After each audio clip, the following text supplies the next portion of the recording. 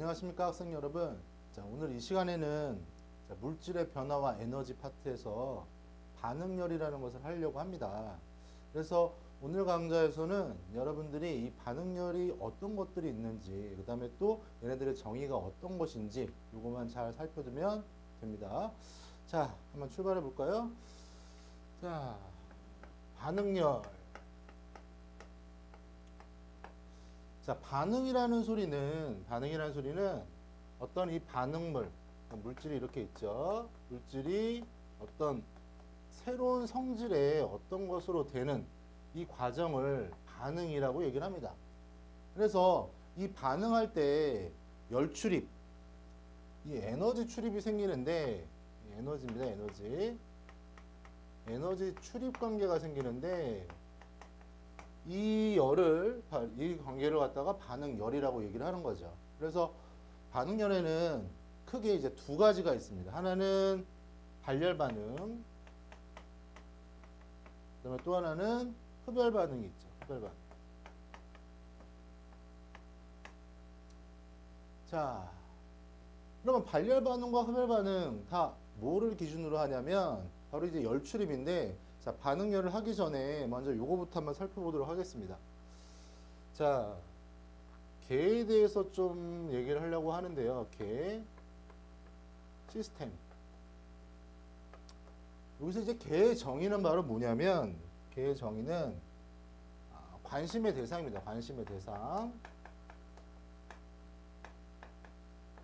관심의 대상을 개라고 하는 거예요. 그래서 예를 들어가지고 여기 지금 어떤 화물질이 막 반응이 돼. 비커 안에, 플라스크 안에 반응이 됩니다. 그러면 우리가 여기 플라스크 안쪽을 관심이 있으면 요게 바로 이제 개가 되는 거죠.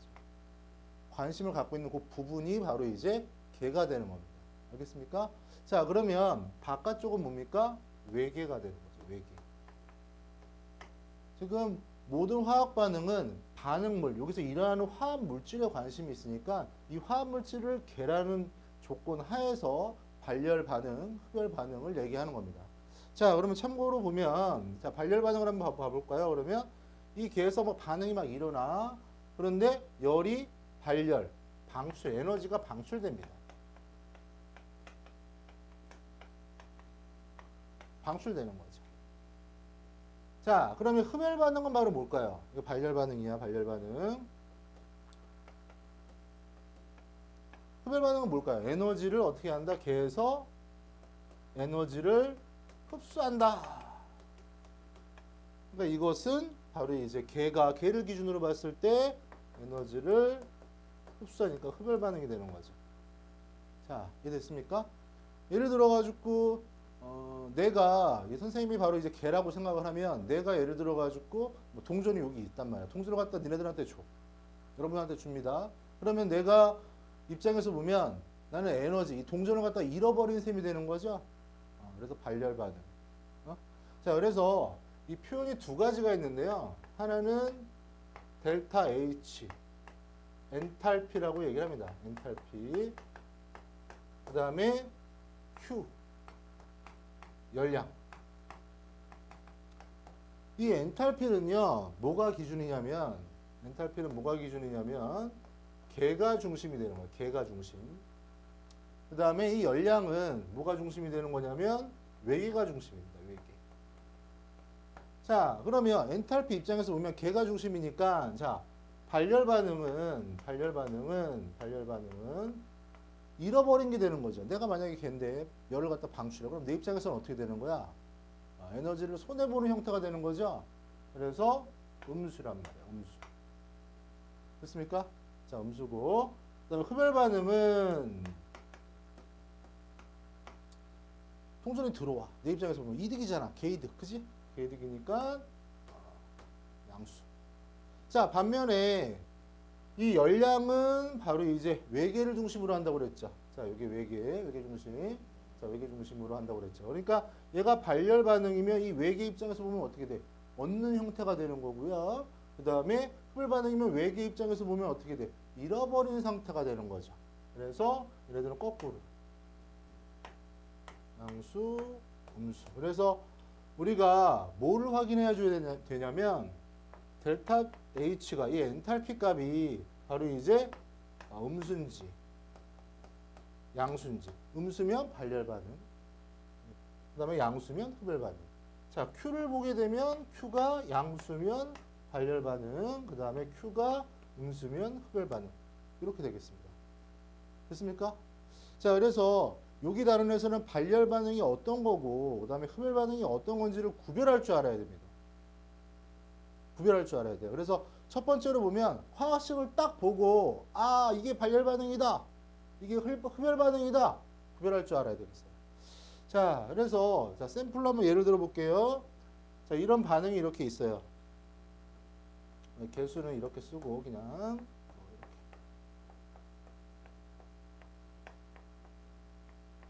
자, 엔탈피는요 보통 컴마를 찍고 델타 H 어쩌고 저쩌고 이렇게 나옵니다. 그러면 반응식을 딱 보고 이 반응식이 어떤 건지 몰라도 얘가 예를 들어서 플러스가 됐다. 아, 그러면 얘는 이 반응 자체는 흡열 반응이다. 자, 마이너스가 됐다. 그러면 뭐다? 발열 반응이다. 이렇게 표시를 갖다 하면 되겠고요. 자, 또 보게 되면 똑같은 이제 뭐 예를 들어서 이것도 그냥 샘플입니다. 이런 반응이 이렇게 딱 있어. 그 다음에 이게 열량 표시는요, 여기 이제 플러스 무슨 숫자 이렇게 나와 있습니다. 그러면 이거 열량 표시로 표현한 거야. 그러니까 플러스니까 뭐다? 발열 반응. 자, 마이너스라고 딱 돼 있으면 무슨 반응? 흡열 반응. 자, 좀 썰렁하지만, 자, 이거 발열 반응이라고 그랬죠? 외우는 방법. 자, 플러스. 자, 흡열 반응. 쭉. 이렇게. 마이너스. 자, 이렇게 외우고, 자, 반대되는 거 엔탈피니까 이거 기억해 두시면 되겠고요. 자, 그 다음에 여러 가지 이제 반응이 나옵니다. 자, 여러 가지 이제 반응이 나오는데, 자, 반응에서 여러분들이 이게 발열 반응인지 흡열 반응인지 구별할 줄 알겠습니까? 자, 그럼 됐습니다.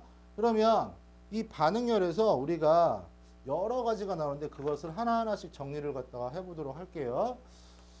자, 반응열 첫 번째 바로 이제 생성열이 나옵니다. 생성열.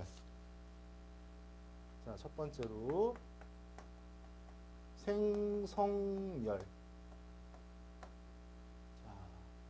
뭐 할 때 나오는 열일까요? 생성될 때 나오는 열이 되겠죠. 자, 그래서 표시를 갖다 해놓게 되면 1몰이 기준이야. 1몰. 생성물을 기준으로 했을 때 나오는 에너지 아니면 흡수하는 에너지를 갖다가 바로 이제 생성물 생성열이라고 얘기를 합니다. 아주 쉽죠? 그 다음에 여기서 또 참고로 좀 기억해야 될 것은 거기 표가 나와 있는데 여러분들이 보시면 이렇게 그 원소들 되어 있는 게 있어. 원소들 이렇게 분자 형태 이렇게 분자 형태 보게 되면 그 다음에 뭐 탄소 이런 것들은 생성열이 얼마다? 이런 것은 0입니다. 0. 안정한 상태니까. 그래서 굉장히 생성열이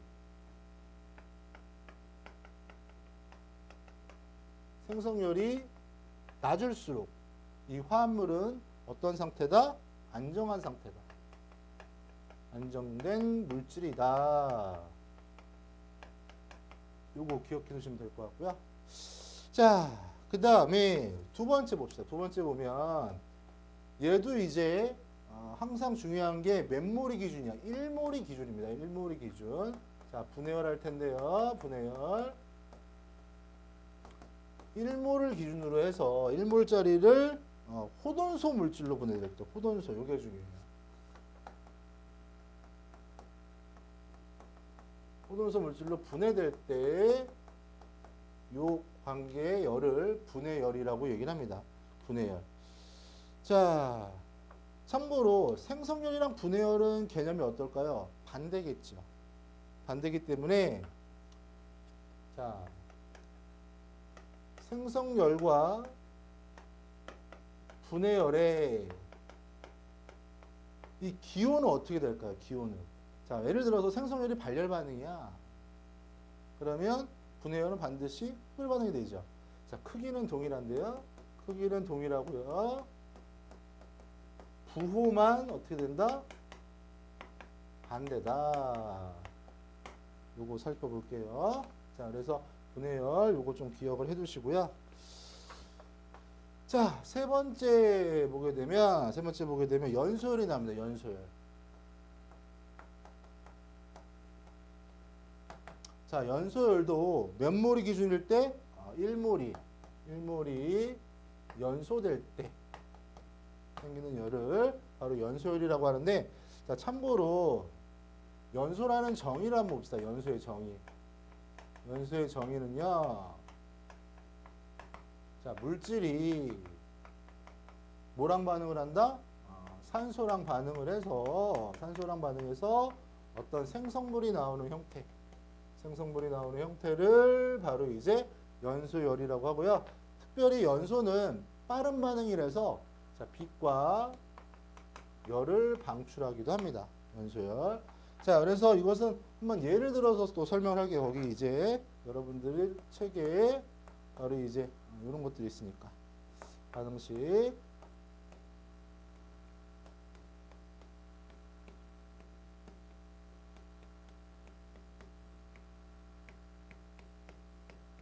자, 여기를 한번 봅시다. 자, 어떤 물질 있죠?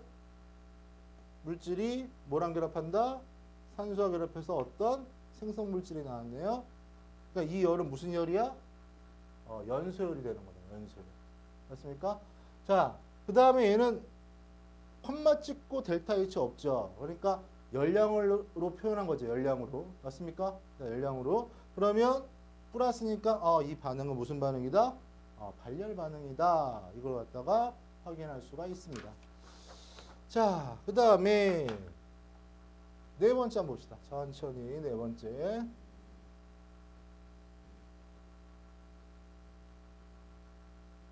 자, 네 번째 보면 그 다음 뭐 나오죠? 용해열 나오죠.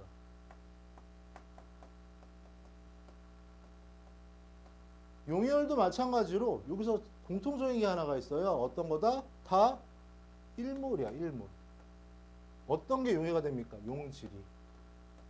용질 1몰이 용해될 때 나오는 열을 바로 이제 용해열이라고 얘기를 합니다. 거기 참고로 보시면 예를 들어서 이런 거 요거만 주의하면 돼. 산화 칼슘, 그 다음에 수산화 나트륨, 얘네들은 용해가 되죠. 용해가 될 때 어떻게 된다? 고체가 물에 막 녹을 때 바로 열을 방출하죠. 그래서 얘는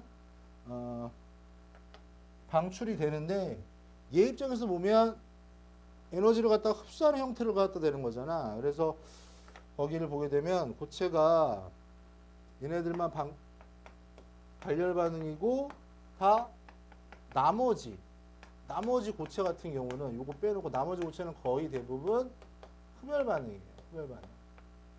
요거 좀 기억을 해 두십시오. 자, 그 다음에 참고로 이 고체일 경우 기체일 때는요. 기체일 때는 대부분 기체가 이제 용해될 수도 있어요. 기체가 용해될 수도 있어요. 그래서 기체가 용해될 때는 물에 녹았을 때 용해될 때는 거의 대부분 무슨 반응이다? 발열 반응입니다. 발열 반응.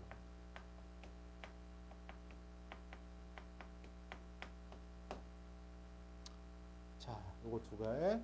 자, 왜냐하면 용해되기 위해서 얘네들이 용해라는 현상은 이 분자들 간의 간격이 좀 이렇게 늘어나는 거거든요. 떨어지는 거란 말이야. 떨어지기 위해서 얘 입장에서 보면 에너지를 흡수를 해야 되잖아. 그래서 대부분이 다 흡열 반응인데 누구만 얘만 발열 반응이다. 요거만 좀 기억해 두시면 되겠고요. 자, 그 다음에 다섯 번째. 여기는 좀 단원이 좀 쉽죠? 다섯 번째 보면요. 중화 반응 나옵니다. 중화열. 중화열도 마찬가지예요. 어떻게 중화 반응이라는 게 수소. 그 다음에 수산화 이온. 다 몇 개씩? 하나씩. 얘네들이 중화될 때 만나가지고 물이 되죠. 그림 같다. 중화될 때 나오는 열을 중화열. 얘네들은 반응이 1대1이니까 특별히 이제 1몰이라고 언급을 갖다 하지 않았습니다. 그래서 얘네들은 언제나 언제나 항상 언제나 중하열은 일정합니다. 상관없이. 왜냐면 다 중화 반응이라는 게 1대1로 반응을 하는 거니까. 1대1로 반응하는 거니까. 자, 예를 들어서 보기 한번 볼게요. 이런 거 아쿠아 얘네들이 만나가지고 물이 생성이 됩니다. 그러면 얘는 57.7kJ. 자, 무슨 반응? 플러스니까 발열 반응. 항상 중하열은 얼마? 왜? 수소, 산, 염기.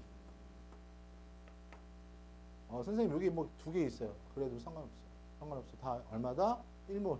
1이 기준이니까. 자, 요거 좀 기억을 해 두시고요. 자, 그 다음에 약간 이제 좀 머리 쓰는 것 좀 합시다. 약간 머리 쓰는 거. 약간 머리 쓰는 게 바로 뭐냐면 문제 풀 때, 문제 푸는 거. 이 반응열을 갖다 측정을 해야 될 거 아니야. 반응열을 측정을 해야 돼. 그러면 반응열을 갖다 측정하는 방법을 소개할 테니까요. 여러분들이 이 같은 경우는 계산 문제로 좀 많이 빈출이 되니까요. 좀 잘 좀 기억을 해 두십시오. 자, 첫 번째 보면 반응열 측정.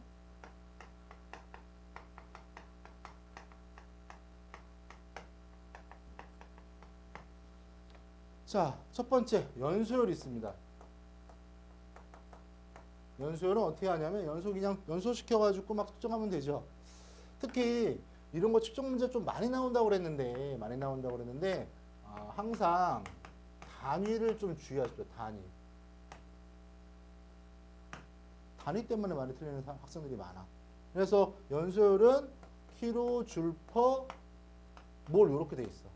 근데 어떨 때 보면 이게 뭐 질량으로 돼 있기도 합니다. 그러니까 여러분들이 문제상에서 어떤 걸 물어보는지를 정확히 파악을 한 다음에 이것을 여기에 맞춰가지고 여러분들 뿌려주면 됩니다. 자, 이거는 몰이니까 자, 어떻게 되냐면 이렇게 나타낼 수 있죠. 자, 연료가 연소할 때 방출되는 열량 Q 이렇게 쓸게요.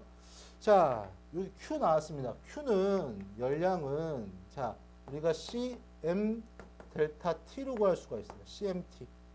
자, C암탁이라고도 하는데 요 C는 바로 뭐냐면 비열, M은 바로 뭐다? 질량, 델타 T는 온도 변화. 자, 이것을 뭐로 나눠주면 되냐면 연소하려면 연료가 있을 거 아니야. 연료의 몰수. 그래서 몰로 나눠주면 됩니다. 요거 기준. 자, 그 다음에 자, 저쪽으로 가서 이제 좀 어려운 거 합시다. 분배 열량계 있습니다. 분배 열량.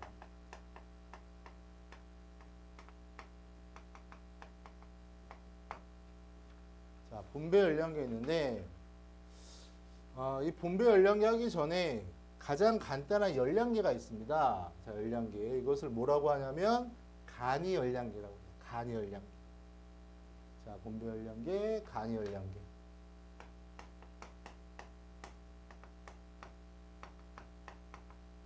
자, 여기서 잠깐 퀴즈 하나 낼게요. 자, 지루하니까. 자, 분배 열량계가 좀 정확하게 측정하는 걸까요? 아니면 간이 열량계가 정확하게 측정하는 걸까요? 분배 열량계겠죠. 왜 간이는 좀 허접하잖아. 이름 자체가. 그래서 역도 임시역을 뭐라고 합니까? 간이역이라고 하잖아. 간이역. 자, 간이 열량계는요. 열량을 측정하는 건데요. 열량을 측정하는 기계인데 여기에 작용하는 원리가 있습니다. 자, 열량 보존. 열량 보존이라는 것은 뭐냐면 자, 이런 열량이랑 이런 Q랑 얻은 열량은 어떻다? 같다. 그래서 간단히 보면요. 여기다 이제 간이 허접하게 놓고 우리 열량을 측정하려면 Q는 CM 델타 T를 갖다 이용을 해야 될 거 아니야. 그래서 여기 물질 M 이거 측정할 수 있죠. 그 다음에 얘네들 비열 측정할 수 있고 그 다음에 이거 온도계 딱 꽂으면 처음 온도 측정할 수 있고 그 다음에 여기다가 예를 들어 가지고 막 가열을 갖다가 막 해. 연소하는 것도 좀 유사합니다. 그러면 물질이 막 열이 막 나면서 얘네들의 온도가 쭉쭉 올라가겠죠. 그러면 델타 T가 구할 수가 있겠죠. 자, 그러면 간단하게 간열량계 어떻게 구합니까? 요거 이용해 가지고 얘네들 갖다 구하면 끝이죠. 자, 그러면 여기서 확인해야 될 게 지금 여기 물질이 이런 열량이랑 사실은 얘가 얻은 열량은 어떻다? 같다라는 게 조건이 들어가 있는 겁니다. 자, 그런데 대기 중에서 이런 것을 측정을 하려면 여기 지금 공기 같은 것도 있을 거 아니야. 100% 이게 100이라고 하면 100% 이게 갈까요? 그렇지 않죠. 주변의 연령 뭐 데우는 데도 많이 쓰여질 거 아니야. 그래서 정확한 측정을 갖다가 할 수가 없습니다. 그래서 좀 고안해낸 게 바로 이제 봄배 열량계예요. 봄 열량계. 자, 봄배에다가 동그라미 해놓으시고요. 이거는 금속 그릇입니다. 금속 그릇. 그릇이라고 봅니다. 자, 우리가 손실되는 열량을 축소하기 위해서 얘네들 이렇게 닫고요. 여기다가 물질을 갖다 놓고 온도계 딱 꽂고 여기 작천하기. 좀 있어 보이죠? 좀 있어 보입니다. 괜히 좀 정확할 것 같지 않니? 복잡하잖아. 그래서 마찬가지로 얘네들 여기다가 이 쇠 그릇에다가 연소할 걸 갖다 놓고 점화장치를 해서 얘가 연소를 막 시키는 거야. 그러면 손실되는 게 좀 적어지니까 정밀하게 측정할 수 있겠죠. 또 마찬가지로 여기 이제 비열 물질 넣은 거 델타 T 이거 갖다 구할 수가 있죠. 평형에 따라서 여기 온도랑 여기 온도 차이 구할 수가 있죠. 자, 그런데 여기서는 또 하나의 문제가 생깁니다. 어떤 문제가 있냐면 지금 여기 예를 들어서 뭐 물이 담겨 있다고 생각을 해봐. 막 물이 막 담겨 있어 이렇게. 얘가 가열된 에너지 값이 이쪽으로 전달되죠. 그래서 이 Q 얻은 열량 얘가 지금 방출한 열량이고 얘가 이 금속도 얻은 열량이랑 이 물도 얻은 열량이 되는 거잖아. 그래서 전체 열량은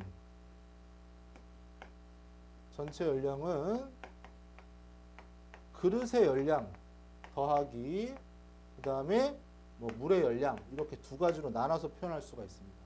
요거만 좀 어려워. 그래서 물은 이 간열량이랑 똑같죠. 시멘트 이용하면 구하면 됩니다. 물의 비열 그 다음에 물의 질량. 자, 온도 변화는 어떨까요? 서로 같겠죠. 델타 T는 이거나 평형의 법칙에 따라서 같습니다. 그 다음에 그릇이 문제인데 그릇은 이렇게 질량이랑 이 비열을 곱한 것을 열 용량이라고 해요. 열 용량. 그래서 H 또는 뭐 어떤 책에서 보기에는 우리 책에서는 뭐 대문자 C로 했네. 대문자 C 열 용량이에요. 열 용량. 그 다음에 여기 사실은 델타 T가 있는데 이거 갖다 같이 이렇게 묶어가지고 하면 열량을 갖다가 구할 수가 있겠죠. 자, 그래서 이거 같은 경우는 이제 직접적으로 반응열을 측정하는 방법을 지금 소개했는데 이게 이제 실험 문제로 좀 많이 나오기도 해요. 그러니까 여러분들이 기본적인 이 구조 형태를 정확히 좀 기억을 해 두시고요. 자, 다음 시간에는 이제 뭐를 할 거냐면 햇세 법칙이라고 우리가 물질들마다 다 이렇게 열량을 이거 어느 세월에 하니 너무 힘들잖아. 그래서 문헌을 통해서 간접적으로 예측해서 열량을 구하는 방법 그게 바로 이제 햇세 법칙인데요. 그것을 학습하도록 하겠습니다. 그러면 다음 강좌에서 만나도록 하겠습니다.